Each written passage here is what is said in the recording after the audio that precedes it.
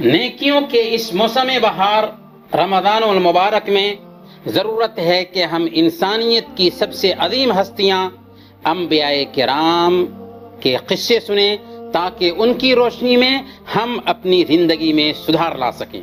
تو آئیے سنتے ہیں پروگرام نبیوں کے قصے۔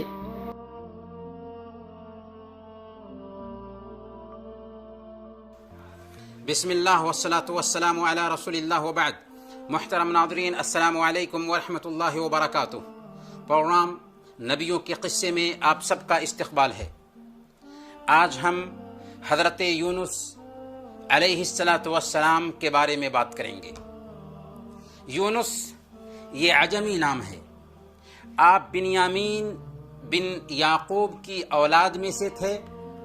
آپ موصل نامی بستی میں رہتے تھے جو نینوا کا ایک گاؤں تھا۔ آپ کو ذُنُّون یعنی مچھلی والا بھی کہا جاتا ہے۔ ذُنُّون آپ کو کیوں کہا جاتا ہے، اس کی ایک کہانی ہے۔ آئیے اس کہانی کو سنتے ہیں۔ اس کہانی کی تفصیل یہ ہے کہ حضرت یونس علیہ السلام کو اللہ نے موصل کے علاقے میں قوم نینوا کے بیچ نبی بنا کر بھیجا تھا۔ قوم نینوا کی تعداد تقریباً 1,00,000 تھی۔ آپ کی قوم بھی بت پرستی میں گرفتار تھی۔ آپ نے اپنی قوم کو محبت سے، پیار سے اور شفقت سے سمجھایا اور ان کی خیرخواہی کی، ایک اللہ کی عبادت کی طرف بلایا، جنت کی ترغیب دلائی اور جہنم سے ڈرایا، لیکن ان میں کسی طرح سے بھی سدھار پیدا نہ ہوا۔ ان میں سے کسی نے بھی اسلام قبول نہ کیا، بلکہ ہٹ دھرمی پر اتر آئے اور حضرت یونس علیہ السلام کی دعوت کی کھل کر مخالفت کرنے لگے۔ جب پانی سر سے اونچا ہو گیا تو ایک دن اللہ تعالی نے حضرت یونس علیہ السلام پر وحی بھیجی کہ اگر آپ کی قوم ایمان نہیں لاتی ہے تو ان کی ہلاکت یقینی ہے، البتہ 3 دن تک مہلت دی جا رہی ہے۔ اس بیچ میں اگر سدھر جاتے ہیں تو ٹھیک، ورنہ اللہ کا عذاب آ جائے گا۔ یونس علیہ السلام آخر انسان تھے۔ جب اللہ کی طرف سے الٹیمیٹم کو سنا تو اپنی قوم سے بالکل مایوس ہو گئے کہ اب میری قوم ایمان لانے والی نہیں ہے، اور ان کا دل غصہ سے بھی بھر گیا اور اپنی قوم کو چھوڑ کر بستی سے نکل گئے۔ حالانکہ اللہ تعالی نے اب تک ان کو قوم سے مایوس ہونے یا قوم کو چھوڑ کر نکلنے کی اجازت نہیں دی تھی۔ اللہ کے فیصلے کا انہوں نے انتظار نہیں کیا اور جلدی سے فیصلہ لیا اور نینوا سے نکل گئے۔ اس طرح وہ سمندر کے ساحل پر آئے اور ایک بھری کشتی میں سوار ہو گئے۔ پھر کیا ہوا؟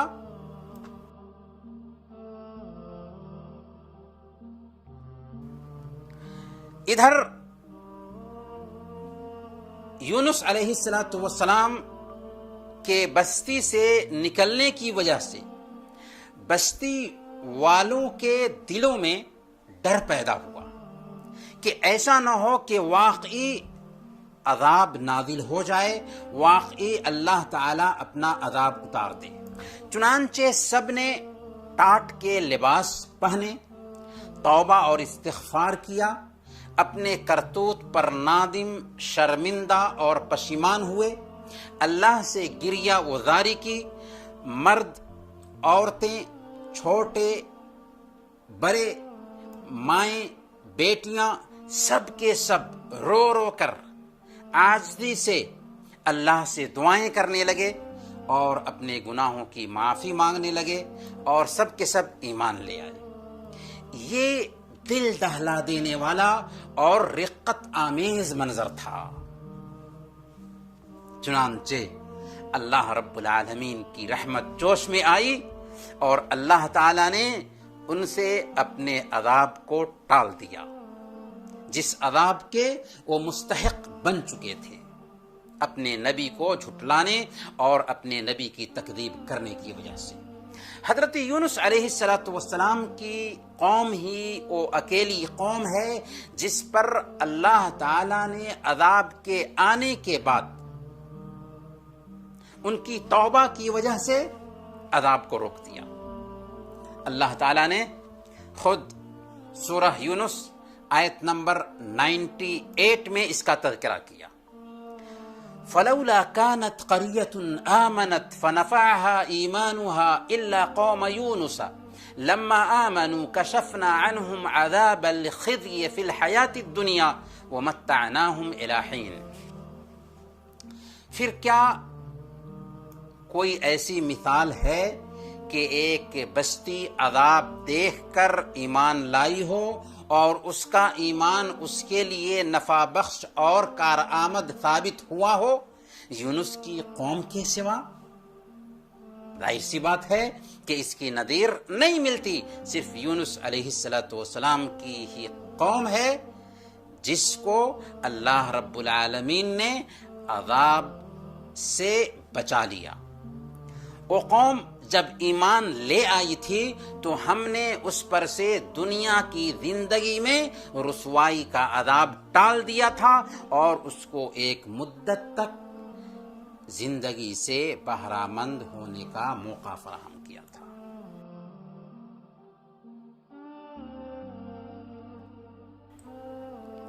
رہا کشتی کا معاملہ جس میں حضرت یونس علیہ السلام سوار تھے، تو بیچ سمندر میں جانے کے بعد کشتی ہچکولے کھانے لگی، پانی کے لہروں میں ڈگمگانے لگی۔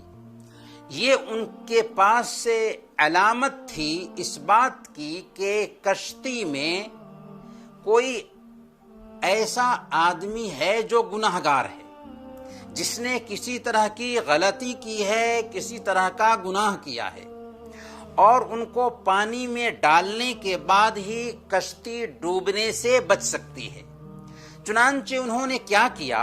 انہوں نے قرعہ ڈالا کہ کس کو سمندر میں ڈالا جائے۔ عجیب بات یہ ہے کہ قرعہ ہر بار حضرت یونس علیہ السلام کے نام ہی نکل رہا ہے۔ قرآن میں حضرت یونس علیہ السلام کا نام جب آیا تو حضرت یونس علیہ السلام چونکہ ان کے بیچ نیکی اور تقوی سے شہرت رکھتے تھے، اس لیے انہوں نے آپ کو دریا میں پھینکنا مناسب نہیں سمجھا اور دوبارہ قرعہ ڈالا۔ دوبارہ بھی حضرت یونس علیہ السلام کا ہی نام آیا، تو اس بار بھی حضرت یونس علیہ السلام کو نہیں ڈالا اور سیبارہ قرعہ ڈالا۔ جب تیسری مرتبہ بھی قرعہ حضرت یونس علیہ السلام کے نام آیا تو انہوں نے آپ کو سمندر میں پھینک دیا۔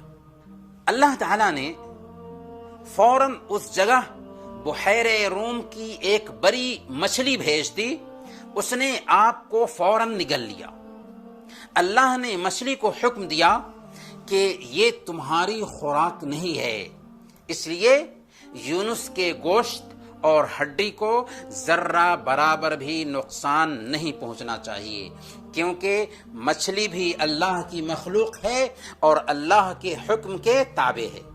مفسرین کا اس امر میں اختلاف ہے کہ مچھلی کے پیٹ میں حضرت یونس علیہ السلام کے ٹھہرنے کی مدت کتنی تھی۔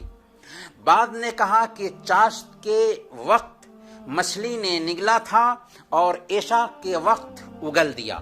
بعض نے کہا کہ 3 دن تک مچھلی کے پیٹ میں رہے اور بعض نے کہا کہ 7 دن تک مچھلی کے پیٹ میں یونس علیہ السلام رہے۔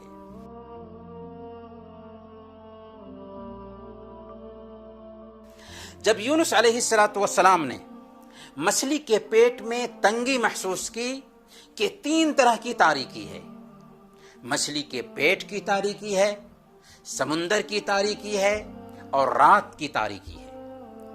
اور سارے سہارے کٹ چکے تھے، صرف ایک سہارا باقی رہ گیا تھا، اور وہ سہارا رب کا سہارا تھا، اللہ کا سہارا تھا، جو سب کی آوازیں سنتا ہے، چاہے کتنی ہی پست اور کمزور آواز کیوں نہ ہو. ہر پوشیدہ چیز کو جانتا ہے، چاہے وہ کتنی ہی باریک اور لطیف کیوں نہ ہو. ہر ایک کی دعا سنتا ہے، چاہے کتنی ہی بڑی چیز اور چھوٹی سے چھوٹی چیز کیوں نہ ہو. چنانچہ آپ نے مچھلی کے پیٹ میں اللہ کی تسبیح بیان کی، اللہ سے استغفار کیا اور دعا کی، لا الہ الا انت سبحانک انی کنت من الظالمین. اے اللہ، تیرے علاوہ کوئی معبود برحق نہیں، تو پاک ہے، بے شک میں ہی قصوروار ہوں. ادھر یونس علیہ السلام دعا کرتے ہیں اور ادھر دعا عرش کے نیچے جا پہنچتی ہے. یہ دعا سن کر فرشتوں نے کہا کہ اے رب، ایک کمزور سی جانی پہچانی آواز کسی اجنبی جگہ سے آ رہی ہے. فرمایا، تم نے پہچانا نہیں اس آواز کو؟ فرشتوں نے کہا، نہیں اے میرے رب. وہ کون سی آواز ہے؟ وہ کون ہے؟ اللہ نے فرمایا، میرا بندہ یونس ہے. فرشتوں نے کہا، تیرا بندہ یونس، جس کا عمل مقبول اور جس کی دعائیں آسمان پر آتی رہتی ہیں؟ اے اللہ، وہ راحت کے دنوں میں نیکی کرتے تھے، تو کیا تو ان پر رحم کر کے مصیبت سے نجات نہیں دے گا؟ اللہ نے فرمایا، کیوں نہیں. چنانچہ اللہ نے فوراً مچھلی کو حکم دیا کہ اے مچھلی، میرے بندے یونس کو ساحل پر اگل دے. چنانچہ مچھلی نے آپ کو ساحل پر اگل دیا. حضرت یونس علیہ السلام اس وقت نہایت ہی کمزور اور بیمار لگ رہے تھے. اللہ تعالیٰ نے حضرت یونس علیہ السلام کی دعا اور التجا کی قدر کی اور انہیں نجات دیا. اسی لیے اللہ تعالیٰ نے قرآن کریم میں بیان فرمایا، سورہ الصافات آیت نمبر 143 اور 144، فلولا انه كان من المسبحين للبث في بطنه الى يوم يبعثون. اگر وہ تسبیح کرنے والوں میں سے نہ ہوتا تو قیامت کے دن تک اسی مچھلی کے پیٹ میں رہتا. پتہ کیا چلا؟ پتہ یہ چلا کہ اگر ہم کسی مصیبت اور پریشانی سے دوچار ہوتے ہیں تو ہمیں چاہیے کہ فوراً اپنے رب کو یاد کریں، اسی سے لو لگائیں، اسی سے مانگیں، اسی سے مدد طلب کریں. یہ دعا حضرت یونس علیہ السلام نے کی تھی اور اس کے ذریعہ ان کو نجات ملی تھی مصیبتوں اور پریشانیوں میں. ہمیں بھی اس دعا کا اہتمام کرنا چاہیے، کیونکہ اس دعا کا اثر تمام مسلمانوں کے لیے عام ہے. سنن ترمذی کی روایت ہے، اللہ کے رسول صلی اللہ علیہ وسلم نے ارشاد فرمایا اس دعا کے بارے میں، فَإِنَّهُ لَمْ يَدْعُ بِهَا رَجُلٌ مُسْلِمٌ فِي شَيْءٍ قَطُّ إِلَّا اسْتَجَابَ اللَّهُ لَهُ. جو مسلمان بھی کسی معاملے میں اپنے رب سے ان الفاظ کے ساتھ دعا کرتا ہے، اللہ اس کی دعا قبول فرماتا ہے. دعا کیا ہے؟ لا الہ الا انت سبحانک انی کنت من الظالمین. لیکن اس دعا کے قبول ہونے کے لیے اللہ پاک نے ایک شرط بھی رکھی ہے. شرط کیا ہے؟ شرط ہے ایمان. اللہ نے فرمایا سورہ الانبیاء آیت نمبر 88، فاستجبنا له ونجیناہ من الغم وکذالک ننجی المؤمنین. تب ہم نے اس کی دعا قبول کی اور غم سے اس کو نجات بخشی، اور اسی طرح ہم مومنوں کو بچا لیا کرتے ہیں، اسی طرح ہم ایمان والوں کو نجات دیتے ہیں۔ یہ ہے اس دعا کے قبول ہونے کی شرط کہ ہم ایمان والے بن جائیں، پکے ایمان والے۔ اللہ ہماری دعا ضرور قبول کرے گا اور ہمیں مصیبتوں سے نجات دے گا۔ محترم ناظرین، ہمیں حضرت یونس علیہ السلام کے اس قصے سے سب سے پہلا سبق یہ ملتا ہے کہ اللہ پر ایمان اور توبہ و استغفار مصیبتوں سے چھٹکارے کی کنجی ہے۔ یونس علیہ السلام 3 طرح کی تاریکی میں ہیں، کوئی ظاہری سہارا دکھائی نہیں دے رہا ہے۔ جب عاجزی سے اللہ کو پکارتے ہیں تو اللہ تعالی ان کی پکار کو سمندر میں سنتا ہے۔